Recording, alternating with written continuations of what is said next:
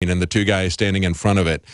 There apparently doesn't seem to be any limit as to what they will do to control public opinion. And, of course, we've seen in the past, and you've reported on it in the past as well, Paul, how they're focusing on manipulating opinions. They did a study in Facebook. I think that was your article where they used Facebook postings to try to modify people's attitudes, try to make them happy, to try to make them sad. We've seen that Palantir has purchased a company that basically data mines social networks, specifically Twitter. One example of what they were able to do was during an award show, they were able to monitor people who were talking about particular hairstyle of a couple of particular actresses and then send them a specific product targeted, where they could get that same kind of hairstyle. That company has been now bought by Palantir, which was essentially created by the CIA, In-Q-Tel, their venture capital company.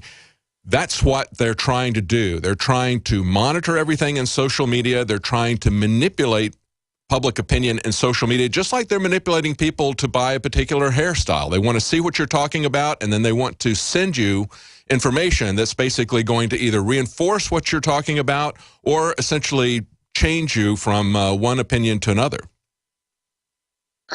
Precisely. They're doing that not only to monitor political opinions. I remember that famous scene in V for Vendetta where they cruised down the street picking up people's PayPal with the government. And it's a similar kind of thing. There was a story recently about DARPA. They're being tasked with gathering information. In fact, they were hiring a subcontractor to do it, to gather information on how prone Americans are to civil unrest and riots. Mm-hmm. Obviously, with what happened in Ferguson over the past couple of weeks, that's a major concern. So they're developing these tools to monitor social media and private conversations, not only to gauge people's political opinions, but to gauge when unrest and riots is coming sooner rather than later. Yes, absolutely.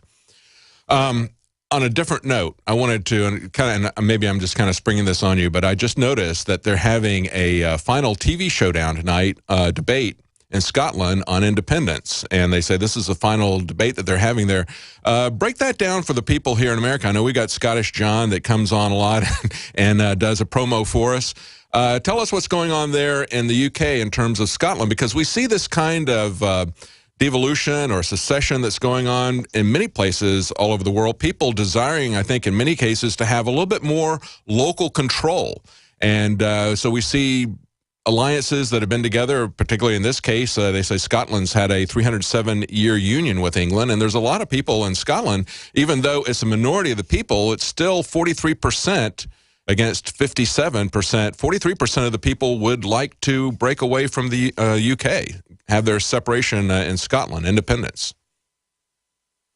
Yeah, I think that's a reflection, the corruption basically emanating out of London. And again, I agree with you.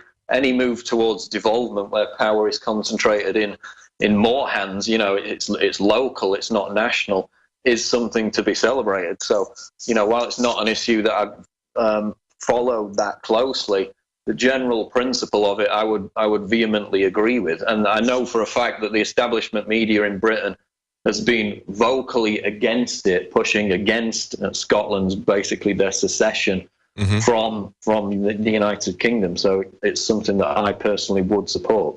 And of course, we've seen this happening in various places throughout Europe. We've seen it in Spain and other places where you have different regions who essentially want to have a little bit more self-rule.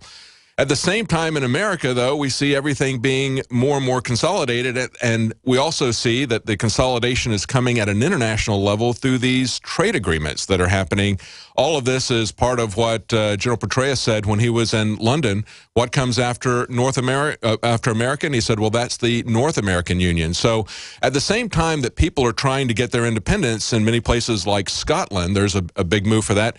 There is, at the top, they're moving to the next level. They look at the North American Union as being something that's been an accomplished fact for 20 years. So now they're trying to create a union between the North American Union and the European Union.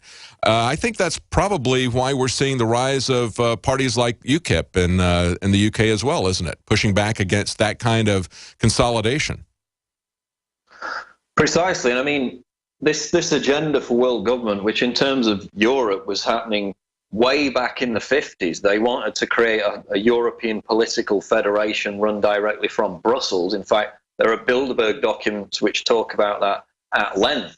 They introduced it under the guise of a free trade agreement to slip it under the radar, and it gradually built up after that. So they plan to get their 3 pillars of world government in place by the year 2000. They're way behind schedule, which is now why we see these secret agreements taking place like TPP to try and fast track that because of the failures that they've had so far in conventional means. So definitely remains the agenda. And it was just last Wednesday that we had the CEO of the John Birch Society. He'd written a book specifically about that, how they were going to have global governance and unification through trade agreements. And now we see that happening. We see that kind of secretive, closed government where these agreements are being negotiated in secret and our elected representatives are not even allowed to view the agreement. We'll be right back with Paul Joseph Watson from the UK. Stay with us. You've been hearing about the in-home freeze dryer from Harvest Right for months. Have you ordered yours yet? We live in a politically and economically troubled world. You should be preparing for an uncertain future. Right now is the time to start freeze drying your own food so you can become self-reliant. To invest in your own home freeze dryer, go to harvestright.com while supplies last. Again, that's a home freeze dryer from harvestright.com. Mention this ad and save $200 through August. That's the sound of your door being kicked in by an intruder with a single kick. Criminals know that your wooden door frames are weak and your alarm system can't keep them out. That's the sound of the same door now protected by the Door Sentinel. Standard locks, deadbolts, and alarm systems can't prevent forced entry. Harden your door and door jam with a Door Sentinel. Protect your home now at mysafedoor.com. Go to mysafedoor.com for a special limited time offer. The Door Sentinel, your home's first line of defense. Hi, folks. Alex Jones here with some important information. I want to tell you about Matt Redhawk and his team of patriots over at My Patriot Supply. Several years ago, Matt was sitting in his 2-bedroom apartment, frustrated with the direction this country was headed and the charlatans willing to sell us out for a quick buck. Deciding to take action, a company run by patriots for patriots was born. My Patriot Supply has never taken a loan or accepted outside funding. They now operate 2 distribution facilities and employ over 50 hardworking American men and women. It is rare to find companies who practice what they preach. And that's why I stock my pantry with high-quality storable foods from My Patriot Supply. Go to mypatriotsupply.com/Alex today for special offers on emergency food storage or call their preparedness specialist at 866-229-0927. That's 866-229-0927. Do business with someone who shares your values. mypatriotsupply.com/Alex. This is an announcement for all people who want to take a risk-free challenge to whiten their teeth in 5 minutes. By calling now, you can whiten your teeth in 5 minutes using clinically proven power swabs. This risk-free challenge is for people whose smile has been yellowed by coffee, tea, red wine, or smoking. The Power Swabs 5-minute challenge is available by responding to this advertisement. If lines are busy, try again. Because the Power Swabs 5-minute challenge is exclusive, it's not available in drugstores. Power Swabs was formulated by Dr. Martin Ginniger and whitens teeth with a patented tooth detergent and whitening agent. It's so effective, we challenge you to try it for 5 minutes to see how white your smile could be. Get it risk-free. Dial 1-800-281-6805. That's 1-800-281-6805. Transform your smile into a wow, you look great smile. Dial 1-800-281-6805. That's 1-800-281-6805.